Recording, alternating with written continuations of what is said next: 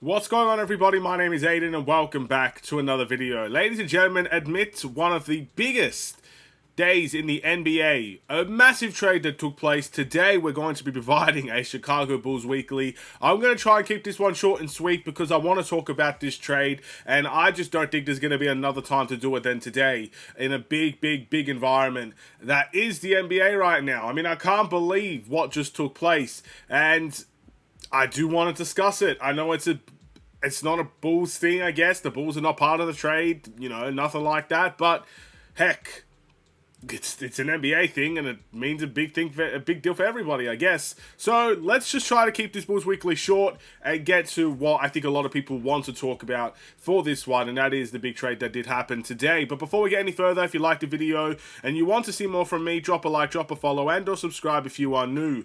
And let me know in the comments below your thoughts about the Bulls, their previous week and the upcoming week ahead. We had 3 games that to look forward to in this previous week, and we actually went positive. We went 2-1. We started off with a big victory against the Denver Nuggets where it felt like everything clicked and connected, and it was just such a great game for the Bulls offensively. We made a massive amount of threes. Denver made a massive amount of twos, and in the end, threes overtook the twos. We won this game 129-121. Really good game to watch. Very good team camaraderie, and I'm very happy with that performance. The retaliation, though, was not that great, as we faced the Boston Celtics right afterwards, and we lost this one 122-100. I mean, I don't have that much to say about this game because I didn't watch the game. It's as simple as that. I was very disappointed. As soon as I checked the score, I'm like, you know what?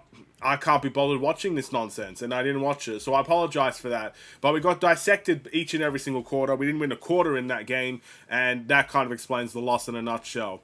Reverse the Raptors next. Raptors are not a very good team. We ended up winning this one 122-106. Another game where offensively we stole the show. Defensively we did alright as well, but you got to realize that Toronto are just not a good offensive team at the moment. I don't think they have many offensive threats on their team. You could tell that in a nutshell. It is a bit difficult to be a Toronto Raptors fan right now, but at least their direction is clear, whereas for the Bulls, we don't necessarily know what our direction is at the moment. So 2-1, positive week. First time in a long time. So I guess that means we do got to give awards to the Chicago Bulls players this week. Well, I'll tell you the award I'm not going to give, and that is the must improve of the week. We went positive this week. We beat the Denver Nuggets, which I think is a very big deal for the Chicago Bulls, but I think if there's anything to take away from a week like this, it's that team effort is what's going to win us games. The 2 games that we played were so team-filled and so team-orientated. Everybody contributing, everybody playing a part, everybody feeling like a sense of importance to the team is very valuable to us. And clearly that's what we saw. Our bench took a very big step this week, and I'm very proud of them. And obviously the starters as well, contributing the way that they should, is very nice. Even when guys like Zach LaVine are out of the lineup, we're still finding a way to contribute as a starting lineup as well. So I give credit to the Bulls and the togetherness that they have shown over this week. But again, temporary success does not mean long-term success. So we saw it in 2 out of the 3 games this week. We need to see it longer than that, and a lot longer than that, if you want me to believe that this Bulls team can turn it around this season and even for future seasons to come. So that's what we're looking for in the upcoming weeks.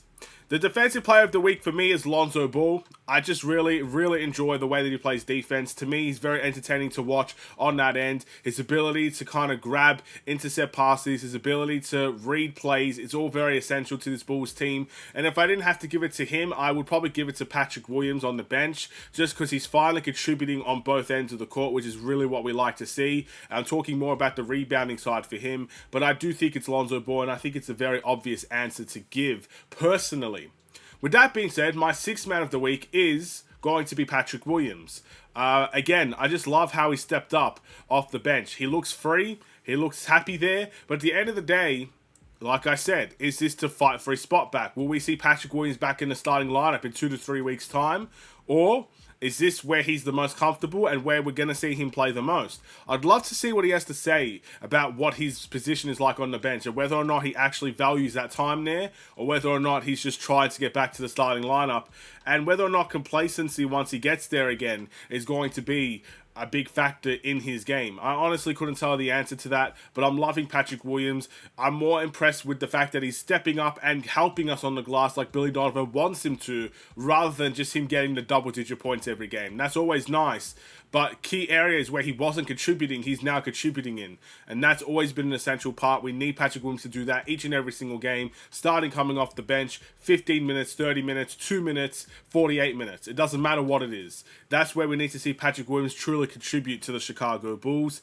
My player of the week is a little bit more difficult, to be honest. I mean, look, my player of the week will be Nikola Vucevic, but we cannot ignore what a disaster he had against the Boston Celtics. In this game against Boston, he had 6 points and 11 rebounds, and he was one of the worst players on the court. But outside of that, the 2 games he played prior, the Denver game and the Raptors game, he was both of those games were very, very important.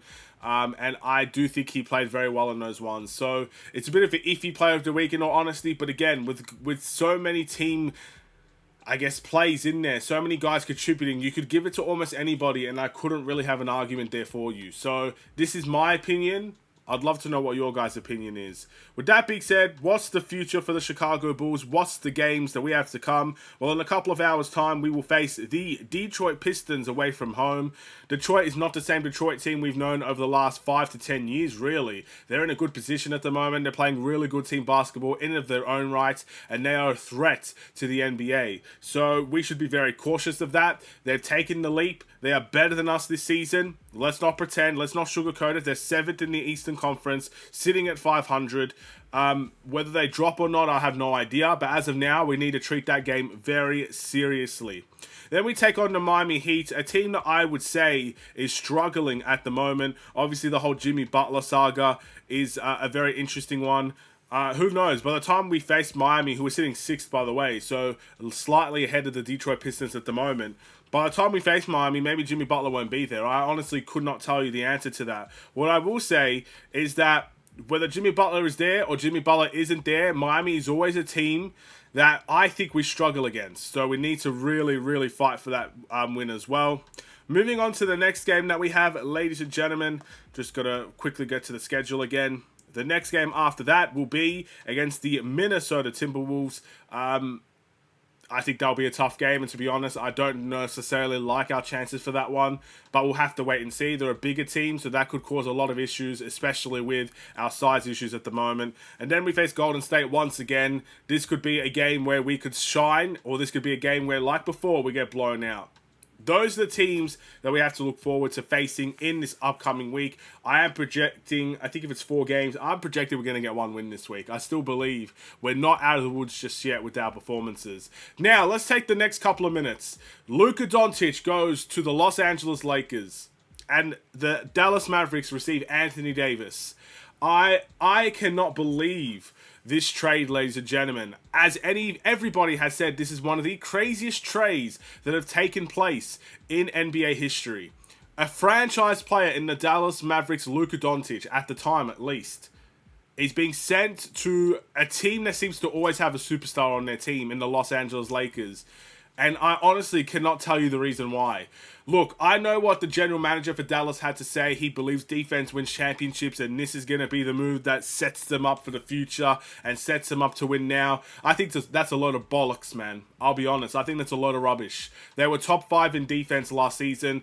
I think something has happened personally there that we probably may never know the answer to, and that's why they got rid of Luka Doncic. That's literally what I think has happened. You cannot tell me that you believe defense win championships when you're top 5 defense last year and you made the NBA Finals because of it. It's shocking. It really is shocking to me. But at the end of the day, I think a blind man would accept this deal. If a man that's never watched an NBA game in his life would accept this deal. It's such an easy deal to accept. And I got to give credit to the Lakers, but in my heart of hearts, I kind of feel like this is rigged, to be honest. Like I don't mean it as in rigs, but like, how did the Lakers have this deal fall into their laps? So now they've got a superstar that they can prepare to build around for years and years to come, which is, I'm sure, is what they wanted. And now they're willing to let go of the LeBron James era or the Anthony Davis era. I'm sure they'll try to experiment with LeBron and Luka, but I don't personally think that relationship will work out very well. But this is something to build for their future, and I think this is a great move for them. For Dallas, if they don't win a championship in the next 2 years, this is going to kill their franchise, to be honest, at least for the foreseeable future. What do you think? Thank you for watching.